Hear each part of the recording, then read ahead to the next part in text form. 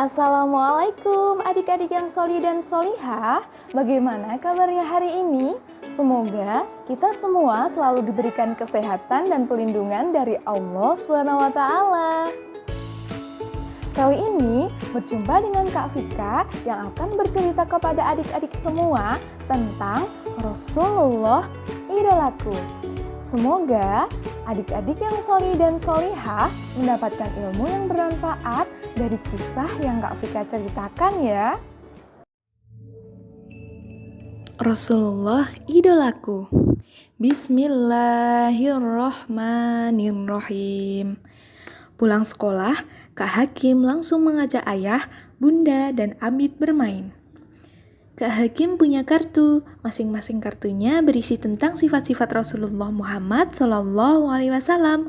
Nah, ayah, bunda, dan Abid harus ambil kartunya dan bercerita kisah hidup Rasulullah sesuai temanya. Kata Kak Hakim penuh semangat. Wah, seru nih, kata ayah.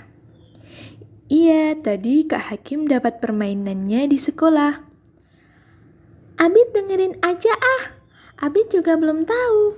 Abid kenal baiknya sama Muhammad yang di sekolah, kata Abid. Ayah mengambil kartu. Di situ tertulis, siapakah Rasulullah SAW?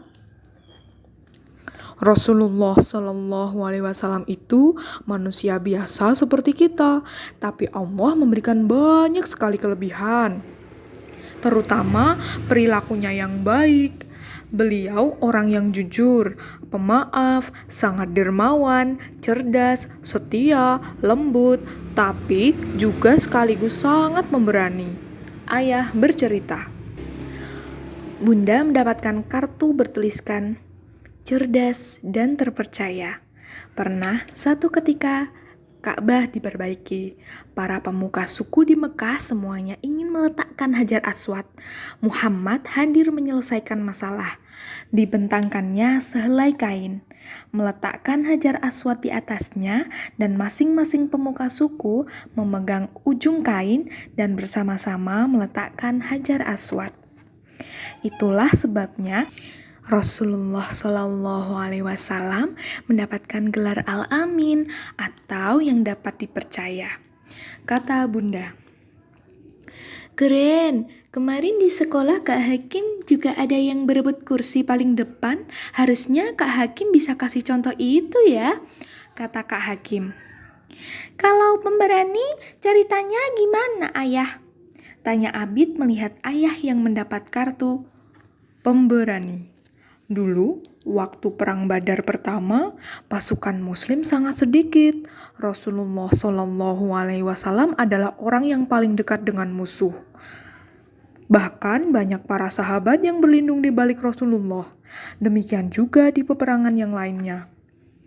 Ada kisah pengemis buta, orang Yahudi yang sangat membenci Rasulullah, hingga melempari kotoran dan selalu mencaci maki. Tapi Rasulullah SAW setiap hari menyuapi pengemis buta itu. Sampai saat Rasulullah wafat, pengemis buta itu baru tahu bahwa selama ini Rasulullah lah yang menyuapinya setiap hari. Pengemis buta itu akhirnya masuk Islam. Menjelang Rasulullah wafat, yang keluar dari mulut Rasulullah adalah kata-kata ummati, ummati, ummati, umatku, umatku, umatku. Ternyata kitalah yang Rasulullah pikirkan sepanjang waktu. Rasulullah ingin kita menjadi orang baik, sehingga nanti bisa masuk surga bersama-sama. Banyak sekali kehebatan Rasulullah SAW. Mata Kak Hakim berkaca-kaca. Kita ucapkan sholawat untuk Rasulullah yuk sayang. Allahumma sholli ala Muhammad, kata Bunda. Ya Allah, izinkan kami bertemu dengan Rasulullah SAW nanti.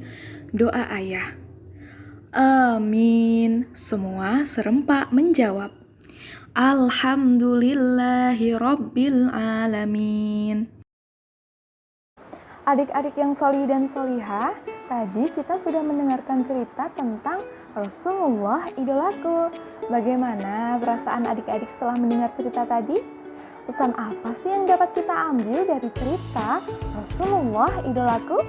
Dari cerita yang telah Kak Vika sampaikan, kita bisa tahu bahwa Rasulullah memiliki banyak sekali kelebihan, terutama perilakunya yang baik dan harus kita teladani. Rasulullah adalah seorang yang cerdas dan dapat dipercaya, pemberani, pemaaf dan lemah lembut, dan sangat mencintai umatnya. Masih banyak lagi kebaikan dan kehebatan yang Rasulullah Muhammad miliki. Jangan lupa untuk selalu berselawat untuk Rasulullah. Allahumma sholli ala sayyidina Muhammad. Ya Allah, berikanlah rahmat-Mu kepada junjungan kami Nabi Muhammad dan keluarga Nabi Muhammad. Cukup sekian yang dapat Kak Vika ceritakan. Semoga apa yang telah Kak Vika sampaikan dapat bermanfaat untuk adik-adik semua ya. Wassalamualaikum adik-adik yang solih dan solihah.